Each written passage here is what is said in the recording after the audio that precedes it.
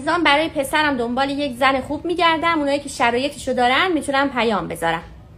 قدش بلند باشه، حتما پوستش سفید، گندمیا و سبزا خودشونو قاطی سفید پوستا نکنن لطفا. دندونا سالم، عکس اوپیجی حتما قبلش تهیه کرده باشه.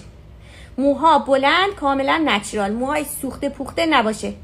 لطفا جهازش تکمیل باشه که باز از فرداش پسر ما دنبال کاسه بشقاب و قاشق چنگال راه نیفته خواهشم.